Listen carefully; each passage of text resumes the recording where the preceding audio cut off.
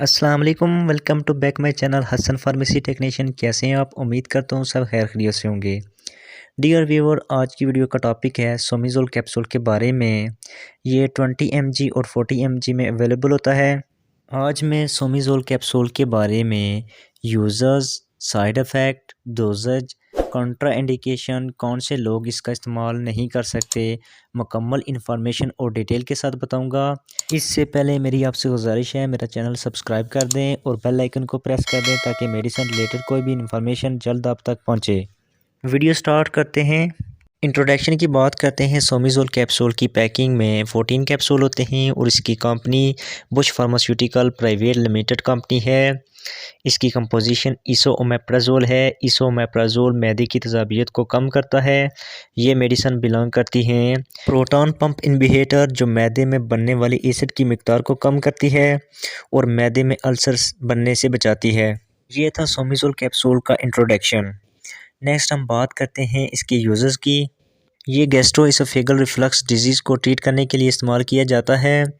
यानी जब खाना आपके मैदे में जाता है तो खाना या एसिडिटी ऊपर खुराक की नाली में आना स्टार्ट हो जाती है, जिससे सीने में जलन, दर्द, खट्टी डकारें आती हैं। इस कंडीशन को ट्रीट करने के लिए इसका इस्तेमाल किया जाता है। इसके अलावा जब स्टमक ज़्यादा एसिडिटी रिलीज़ करता है तो इसोफेगल या स्टमक लाइनिंग डैमेज हो जाती हैं ज़्यादा एसिडिटी की वजह से, तो इसको ट्रीट करने के लिए इसका इस्तेमाल किया जाता है और ये बदहज़मी के लिए भी इस्तेमाल किया जाता है। इसके अलावा non steroid anti inflammatory drug का ज़्यादा इस्तेमाल करना, जिसकी वजह से मैदे में पेप्टिक अल्सर बनता है और इसके साथ हेलिकोबैक्टर पाइलोरी बैक्टीरिया, इसकी भी वजह से मैदे में पेप्टिक अल्सर बनते हैं। तो इस कंडीशन को ट्रीट करने के लिए इसका इस्तेमाल किया जाता है। ज़ोलिंगर एलिसन सिंड्रोम ये एक ऐसी कंडीशन है जिसमें लबलबा, स्मॉल इंटेस्टाइन, छोटी आंत के ऊपर वाले हिस्से में एक या एक से ज़्यादा ट्यूमर ग्रो होते हैं।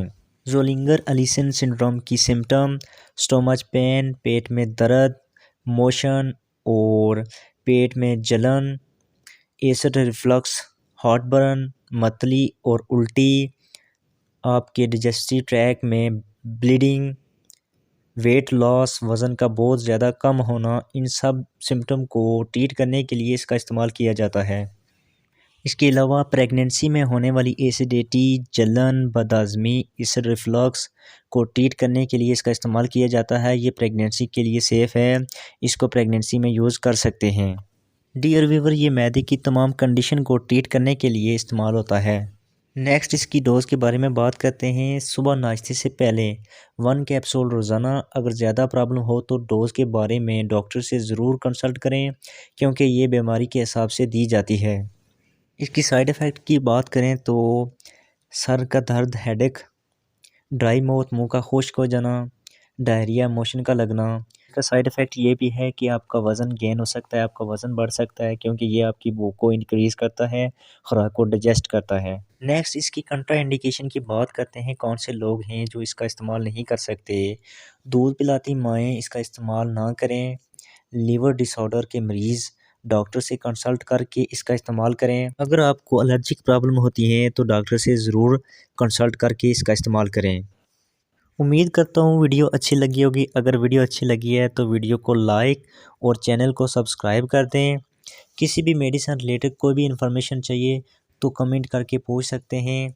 Thanks for watching. अल्लाह हाफिज़।